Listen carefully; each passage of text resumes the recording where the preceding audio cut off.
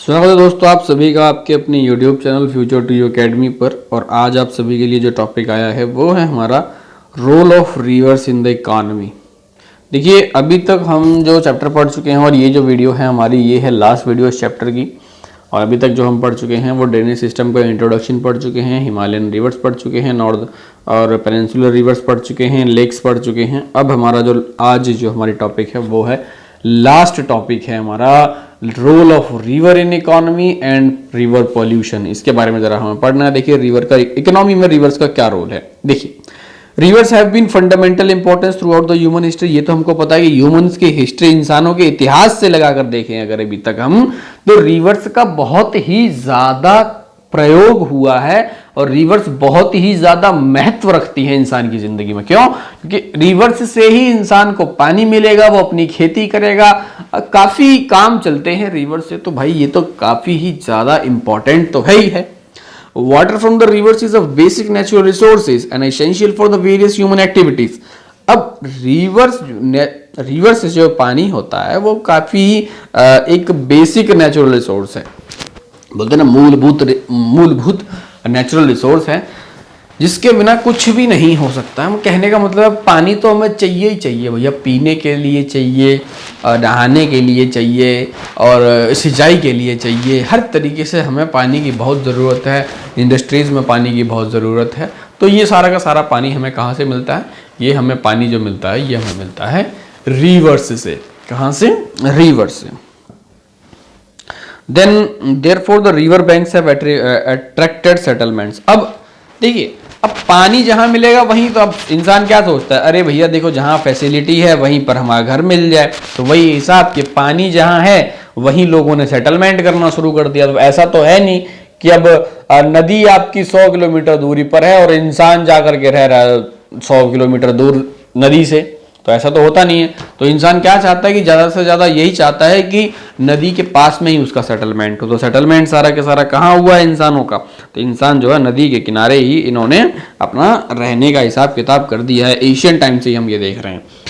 These settlements have now become big cities। अब ये जो सेटलमेंट पहले क्या थे, एक बंदा हुआ, एक बंदे ने सेटलमेंट किया, ये दूसरे 2 ने किया, 3 ने किया, 4 ने किया, 5 ने किया, 100 ने किया, 1000 ने किया। अब आज की तारीख में देख रहे हैं तो हम लाखों ने कर दिया। अब लाखों ने कर दिया तो भैया वो अब एक छोटी सी जगह थोड़ी ना रही, अब तो वो सिटीज बन गई हैं वहां पर। तो सिटीज बन गई ऐसी कुछ सिटीज जैसे कि आप लखनऊ सिटी देख लें, दिल्ली को देख लें, आप जमुना के किनारे पे आगरा को देख लीजिए, ये सिटीज हैं। ठीक। देन उसके बाद आप देखेंगे कि make a list of an cities. अब ये आपको लिस्ट बनानी है, ये आप खुद करिएगा। Using reverse for irrigation. अब रिवर्स का यूज किस लिए किया जाता है? देखिए अब रिवर्स का यूज हम करते हैं इरिगेशन के लिए, नेविगेशन के लिए, हाइड्रो पावर प्लांट के लिए और पर्टिकुलरली टू लाइक इंडिया। हम इंडिया में तो सिर्फ इन्हीं चीज़ों के लिए irrigation, navigation, hydro power plant is of the special significance particularly to the India country like India. अब agriculture, where agriculture is the major source of livelihood of the majority of its population. और हम majority के लिए agriculture के लिए भी reverse का प्रयोग करते हैं। तो चलिए आइए अब देखते हैं हम अपना रिवर पोल्यूशन। ये हमारा इस चैप्टर का लास्ट टॉपिक है। अब रिवर पोल्यूशन शब्द से मुझे उम्मीद है कि आप अच्छे से जानते हैं इसको, ज़्यादा इसमें दिमाग मारने की ज़रूरत नहीं है। देखिए growing domestic, municipal and industrial and agricultural demand for the water from the reverse naturally affect the quality of water. अब देखिए डोमेस्टिक मतलब घरेलू चीज़ों में पानी का यूज़ होना, म्यूनिसिपल चीज़ों में पानी का यूज़ होना, इंडस्ट्रियल और एग्रीकल्चर चीज़ों में क्या होता है कि पानी के ऊपर बहुत ही ज़्यादा डिमांड, पानी की डिमांड बहुत ज़्यादा बढ़ चुकी है। तो इससे क्या होता है कि नेचुरल अफेक्ट, क्वालिटी, पानी की जो क्वालिटी है उस पर अफेक्ट, नेचुरली अफेक्ट हो रहा है ये। देन उसके बाद अगर हम देखें एज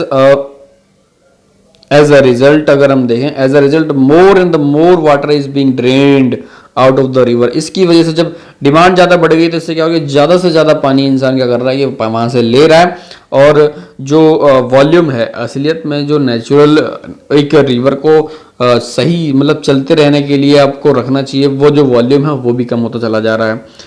तो on the other hand a heavy load of untreated sewage. अब इसी के दूसरे हाथ पर देखें, एक तो हम पानी ले रहे हैं, उल्टा अब उसके बाद जो वेस्ट पानी है उस पानी को भी उसी नदी में बहा रहे हैं। ये तो हमारा कितना क्या पागलपन वाला हिसाब रहा ना कि देखिए जिस थाली से खाया उसी थाली में छेद किया, ये तो वही वाला हिसाब हो गया। साफ पानी उसी नदी से लिया और गंदा ही दे दिया उसको, हैं। तो अब मैंने क्या कहा था, मैंने एक वीडियो में आपको बताया भी था कि नदी की अपनी एक क्षमता होती है कि भाई वो अपने आप को साफ कर ले, लेकिन उस क्षमता के बीच का जो डिस्टेंस है, उस डिस्टेंस के बीच में ही आप धड़ाधड़ पानी, बेकार पानी भी उसके अंदर डालोगे, कूड़ा करकट डालोगे, तो वो बेचारी कब तक साफ करेगी अपने आप को? उसकी तो वो तो एक टाइम बाद तो वो डेड रिवर बन जाएगी, मतलब किसी काम की नहीं रहेगी। तो देन उसके बाद अगर हम बात करें on the other hand heavy load of untreated sewage, हम क्या क्या चीजें डाल देते हैं इसमें?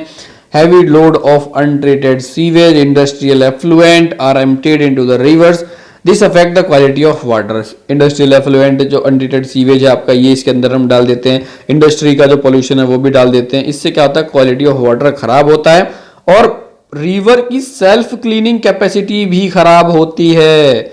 But also the self cleaning capacity of river, मैंने कहा था ना कि रिवर की खुद की अपने आप साफ करने की जो कैपेसिटी है वो भी खराब होती है।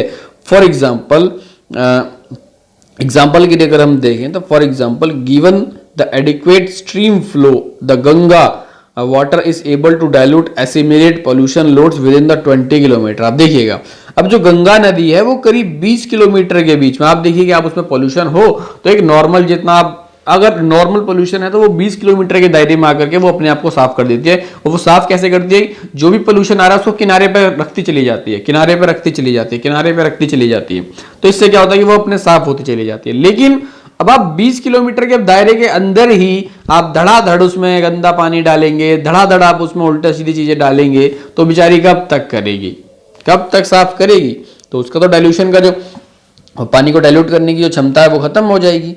तो but the increasing urbanisation and the industrialisation do not allow the it to happen. लेकिन देखिए अब इसने साफ लिखा है कि इंक्रीजिंग इंडस्ट्रियलाइजेशन जो हो रहा है और अर्बनाइजेशन जो हो रहा है हमारा, इसकी वजह से क्या होता है कि ये अपने आप को साफ नहीं कर पा रही है।